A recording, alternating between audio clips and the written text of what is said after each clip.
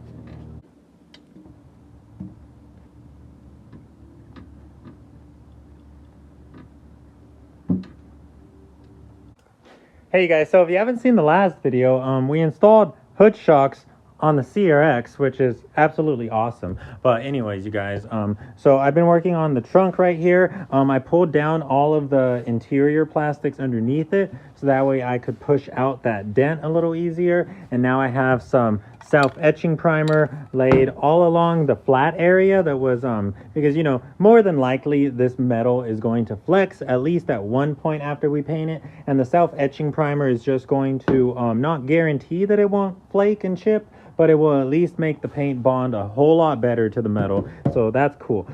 Now what I'm doing is I'm taking care of any high areas we have. We pretty much did a good job at that. I think we only really have like one high area right here. I'm gonna lay down probably some spot putty over this, just like a thin layer, guide coat it, block sand it, and this should be flat and flat. We also got some self-etching primer on our upper trim right here. We're going to seam black this. So I put some self-etching just because this was like super chromy and I really don't know if the seam black was going to bond to it properly. Anyways, you guys, we have some more carbon to work on next. This is an SRT4 carbon trunk. Again, this is actually just like Cholo's, but as you can see, it's in a way better condition. This doesn't look bad at all. This looks like we're just going to have to sand it one more time, clean it up, and then we will be ready to clear coat it. Hopefully we spray this tomorrow. Wouldn't that be cool? So Julian was here and we were going through a lot of my engines and we were basically trying to figure out what swap was going to go back into Casera when we were finally ready for that. Anyways, we went to Harbor Freight, or we went to AutoZone. We picked up a compression tester. We used that there transmission and that flywheel with that starter to basically, and that battery, to basically just mock a compression test. We were pretty much just using screwdrivers to jump the starter into spinning the engine with the compression tester inside of the first cylinder. And unfortunately, guys, that $500 dual overhead cam ZC that me and Issa pulled out of the junkyard way back when, it's not making compression. It's literally making like 40-50 psi in every single cylinder. And when I went to check timing, one of the cams was off. The exhaust cam was actually like a tooth off. I put it in time and it still isn't making a lot of compression at all. The dual overhead cam ZC should be making close to 180 psi in every single cylinder, and my dual overhead cam ZC is making like 50, so that's useless. Anyways, the dual overhead cam ZCs are both outside. Both of them are outside. I actually have a full game plan for how I want to play see those motors and how I want to build them to run in this car. But anyways, y'all, we need something that's running right now so that way we can fire this car up, right? This is the D15B2. This is the D15B2 that we pulled out of Jesse's Tahitian Green Civic SI. This is actually a motor that was mated to that transmission. All of this is still from Jesse's car. The only thing that I did was I converted it to OBD1. We have an OBD1 Disney, we have an OBD1 manifold, and we have some OBD2 injectors. Right now I'm working on wiring it up, but I did throw on my ZC cam, and I have my cam gear from JG Engine Dynamics. I also have my fuel pressure regulator, and this swap is pretty much ready to fire up. It's pretty much ready to run. It's ready to go into that car. But right now we are wiring it up. If you guys don't remember, when we were running the dual overhead cam ZC, we were OBD0 because it is easiest to run a ZC on OBD0. When we went single cam, when we went to the Z6 and then the D15B7 that we later had, we converted to OBD1, but we didn't really convert all the way to OBD1. We were still using OBD0 fuel injectors with an OBD0 resistor box and a couple other things like that. So anyways, y'all, I'm going through the harness right now. We are running H22 injectors. These are from a Prelude, and these injectors are pretty much the biggest OEM option you're going to get. They fit from a Prelude, from the H22 manifold. They fit right into the Z6 manifold. As you can see, they fit the single cam just well, perfectly fine. And we took the pigtails so that way we could wire them up. H22A1 injectors are 345cc fuel injectors, and stock D series and stock B series injectors are about 240 cc's. So these are obviously a pretty big upgrade. These are 100cc bigger injectors. These are obviously not going to be sufficient for us to run E85 or even run high boost, but we will be able to give the car a little bit more fuel with a couple of pounds of boost with these injectors, and that's all we're trying to do with this engine. This is a fully bone stock engine, so I'm pretty sure if we pass like 10 pounds of boost pressure, this engine's gonna call it. So we're gonna try to stay below 10 pounds of boost, and these fuel injectors should make sure that we stay within our safe zone. So anyways, you guys, as you know, OBD0 injectors from a CRX use a resistor box. OBD1 injectors do not. OBD2 injectors are the same exact way. They also are wired up the same way the OBD1 injectors are. So we're going to actually eliminate our OBD0 fuel injector circuit, which is literally all of this stuff. All of this stuff can actually be cut out of our harness, and we are going to be wiring in an OBD1 fuel injector circuit. The reason we're using this OBD1 fuel injector circuit, even though we're not going to be using these clips, is because it has this OEM ground off plug. Definitely go and watch that old OBD0 to OBD1 fuel injector conversion video that I made for the CRX like a year or 2 years ago, because that gave you a lot of knowledge. I actually just rewatched that video. But for the most part, when you're converting from OBD0 to OBD1, OBD2 fuel injectors, all you're doing is eliminating your resistor box. So this part of the plug plugs into the OEM resistor box. And if you guys don't know, basically what the resistor box does is it lowers voltage from 12 volts down to 8 volts. Your OBD0 injectors run on 8 volts. But when you have OBD1, OBD2 injectors, they actually have their own resistance, and they're actually able to run perfectly fine on 12 volts. They will not run right if you give them the OBD0 resistor box. You need to delete that. And one of the easiest ways to delete the resistor box is to literally just cut this plug off and then splice all of these wires together. Literally just twist them together, cap them off, and you're done. Call it a day at that. But that's not really how we do things. We like things to look pretty and OEM. So what we did was we went to the junkyard and we picked out this OBD0 or OBD1 fuel injector circuit. This plug right here replaces your resistor box. Instead of a resistor box, you actually have this ground off plug, which, as you can see, it's a circuit. All it does is it pins all of these wires together. It's basically like just twisting them together, but it looks nice. You know what I'm saying? This part is so easy to do. All you're going to do is basically cut off your wires right here at the red, yellow, blue, and brown. And then you're going to cut off your wires right here at the red, yellow, blue, and brown. Basically just splice them into each other, match them up, and you're pretty much done. One more step is that over here, you're going to have a yellow and black wire. I already depinned it, but as you can see, that yellow and black wire originally plugged into that little spot right there. It's just a yellow and black wire. My yellow and black wire is mainly white wire because I extended it the first time I made this harness, but your wire is just going to be a yellow and black stripe wire. Find that yellow black stripe wire and pin it out of your engine harness plug connector. And then on your OBD1 circuit, you're actually going to have this yellow and black wire, which is basically just looped into the other engine harness plug. And in the junkyard, I already depinned it because I didn't want to cut it. Because if you don't cut it and you keep the pin, it's very easy. All you have to do is depin your original yellow black wire and then repin your new one. Ooh, clicks in. And there you go. Hell yeah, buddy. So that part of the wiring is already done. We now have our ground off plug tying into our actual engine harness plug. We're no longer going to do any depinning or repinning, so let's put the cap back on. Please go on. What happened to you, buddy? Okay, she's in. So now at this point, normally all you would do is match up your blue, red, yellow, and brown wires from your OBD1 plugs to your original OBD0 wires. They're going to be the same exact colors. All you're going to do is cut them here, splice them together, and you're going to be done. But because we are converting to OBD2 fuel injectors, we're actually going to be using these plugs. The main reason I'm using these plugs, OBD2 injectors, is not only because obviously these are the plugs that fit the H22 injectors, but like, holy shit, guys, look at how convenient that is. Wow. So much better than that stupid little spring that you have to keep depinning and repinning.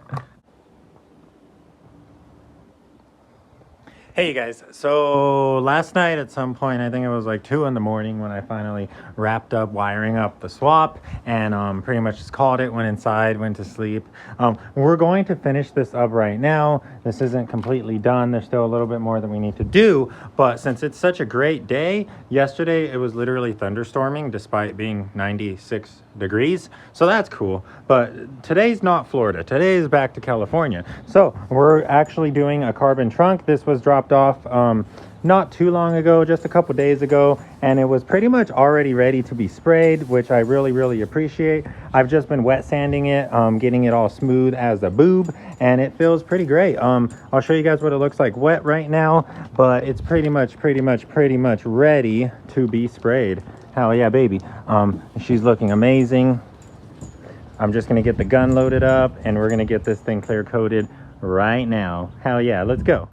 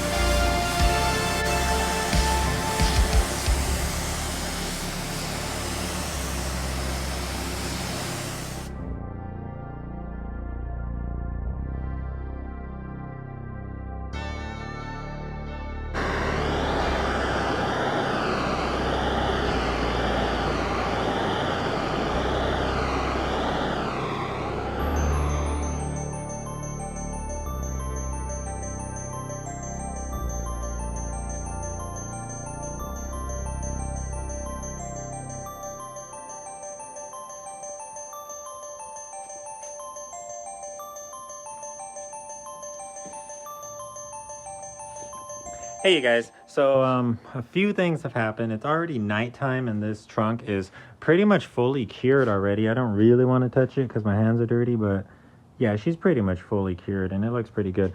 So we got a lot of orange peel, so I laid down a really thick final coat on top, and honestly I think that final coat like melted all of the orange peel and just filled it all in. Like, we really only have like that factory orange peel now, right? Like, it looks pretty damn good. I'm still going to do a cut and buff on this before it gets picked up, just because, you know, again, the nature of the garage paint job is we have a lot of junk that just falls into the paint. So we're going to get all of that out of there, and then we're going to buff it back up to this really pretty shine, and there's no longer going to be orange peel, and it's going to look gorgeous. But until we do that, because it's already late, we can't be making all that noise, I've been working on the swap for this car some more. So right now all I'm doing is wiring it up some more. I'm going through doing all the fuel injectors, and then I'm going to start wiring up every single sensor. But before we get to that, this is actually the clutch kit that I'm going to be running on this car. This was intended for the dual overhead cam ZC, but like, you know, we're doing the single cam after all. I picked up this clutch kit. I actually got this from Brandon. Brandon actually delivered this to Compa a while ago for me, and it pretty much had everything that we needed, except for we did not have a pilot bearing, and the flywheel itself did not have a pilot bearing in it. It didn't come with that in the kit, but luckily Julian actually had this Exedi pilot bearing at home. I guess he was too lazy to replace this when he did the clutch in his car, so we lucked out because of that, and he dropped off this bearing today. So hell yeah, big shout out to him for that. We have a new throwout bearing. This is for the transmission. This is our lightweight flywheel with the pilot bearing pressed in. It's super smooth. This is a stage 2 clutch. It should be pretty damn grippy. That's the clutch disc, and here is the pressure plate. And it should be a pretty heavy clutch, honestly, so I'm pretty excited. We're going to get this thrown onto the engine. Thrown onto the engine, and then we will mate our transmission to it, and after we get it all wired up, this will pretty much be ready to fire up, pretty much ready to run. Hell yeah. So I've explained it in previous videos, guys, previous wiring videos, but the way I wire up cars is very simple. I start off with the things we absolutely need. It's very easy to start off with your fuel injectors. Just tuck your fuel injectors underneath the intake manifold, and once you get all 8 wires for your fuel injectors wired up, you will pretty much have these 2 plugs complete, and these will already be pretty much ready to go. And then I like to go to my alternator next, and then pretty much just start wiring up all of our sensors and stuff. Right now we're doing fuel injectors, so let's get this out of the way. Okay, so fuel injectors are pretty much all wired up. Actually, they are all wired up. There's only one last thing we need to do with this harness plug.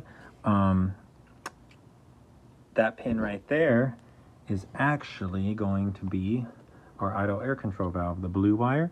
This blue wire actually pins right in there. Cool. So now our idle air control valve is pinned up, and this will make contact with the ECU, and let's just keep on moving forward. So I want to show you guys how this circuit works since it's all exposed right now. So 3 wires on our TPS, right? Green is the one we're going to talk about. This is actually a grounding circuit. This is a factory crimp right here. This is from factory, and you actually have ground coming from your ECU via this green white wire. And the ground is being distributed to 3 sensors. It's going to your coolant temperature sensor right here. It's going to your IAT sensor right here. And it's also going to your idle air control valve, or not your idle air control valve, your TPS sensor right here. So all these sensors are being grounded at the same location by the ECU. So that's cool. I'm gonna put a little bit of tape on this factory splice, and we're pretty much just, you know, doing one thing at a time. We're zip tying all of these wires, that way we keep them, like, you know, grouped up where they're supposed to be. Everything that's zip tied is done. We no longer have to touch it. Once we close up this circuit, we're gonna have all of these sensors wired up. We already did our idle air control valve. I think the next thing we're gonna tackle is our distributor, or our alternator, and then we will move on to this side of the engine. Oh yeah, and I also have to move our fan switch plug. We were last running a D15B7, which had an OBD1 fan switch right here on the thermostat. This D15B2 has an OBD0 fan switch right here behind the block. So we're probably going to wire that up. I was also thinking about just taking a D15B7 or a Z6 water neck and I was going to see if they would bolt up to this D15B2 block, because I actually really prefer to have the OBD1 fan switch. It's just so much more convenient, and if we're ever like road tripping or something and we have to jump our fans for whatever reason, it's super easy to do it with a paper clip right here. So I might end up trying to do that, because this one's pretty freaking gnarly in there anyways. Cool. So we have all of our chassis harness plugs right here with our new ground off plug for the fuel injectors. Typically, this gray plug is on top of the passenger side shock tower for an EG and an OBD1 DA, and then for DCEK, it's usually tucked like right on top of the oil filter, just like tucked underneath the manifold. I pulled it all the way back and brought it into the car because why not? So there's a couple things we still need to do with this harness. My alternator charge cable was always just a direct cable to the alternator to the fuse box, and it never had a disconnect in any kind of way. So last time I took this car apart, I literally just snipped it. So we're gonna have to do something about this cable, probably cut it off right here where there's already soldering, and if we can find like a single wire, like 8-gauge freaking plug in the junkyard or something, that would be really cool to implement here, so that way we can actually disconnect our harness fully. And then we still need to sort out our fan switch. I'm gonna see if I have the OBD1 water tube in the back. If we do, then we're gonna swap this out, and then we're gonna have the freaking fan switch right here. But if we don't have anything like that, then we're going to have to convert this to bullet connectors, move it to the back of the block, and then we'll just call it a day there. And then over here we have our starter ignition signal, and then we have our two little reverse light wires. These guys don't need any modifying at all. The reverse light's pretty much in this area, and this guy can definitely reach the starter. So wire tuck is pretty much done. There wasn't really much we had to do to this harness, considering this was already a wire tucked harness that ran a single cam, so it was pretty close. But I did clean some stuff up, so I feel a lot better about it now. Hell yeah. Okay, and since this is not a carbon video, I am not going to wait to cut and buff this to finish the video. We're actually going to end the video right here. This was a engine wire tuck video. All right, so that's pretty cool. We also got started on our hatch. We still need to do some more work to our hatch. It's still wavy back here, but like, we're getting there, guys. We are getting there. So if you have any carbon and you're local and you want me to clear it, cut and buff it, and make it look beautiful, definitely hit me up, slide into my DMs on Instagram, and we will get you all sorted out. I hope the wiring video got you guys kind of excited. We have a lot of goodies coming from MAXPEEDINGRODS right now, and guys, it's pretty much time to start painting this car red. I was telling Paul I'm pretty much ready to paint the car red, but it's been so hot, guys. It's been like 100 degrees, and the hardener and activator I have for my paint is actually for 80-degree and below weather. It's the fast activator, so we're gonna need to get some slow activator, or else this is just not going to go well. It's so hot. But anyways, you guys, if you're excited for the progress we're finally making on my CRX, please like and subscribe. Hit that thumbs up right now. The thumbs up really helps, guys. And yeah, I hope you guys stick around for all the adventures to come. We're gonna paint this car, we're gonna paint Julian's car. I got myself a cool clutch to throw onto my single cam. We got the chrome valve cover back out. Hell yeah, baby. A lot of exciting things are coming in the next few videos, guys. So stick along, stick with me, and maybe save an EF yourself. I'll see y'all next time. Bye.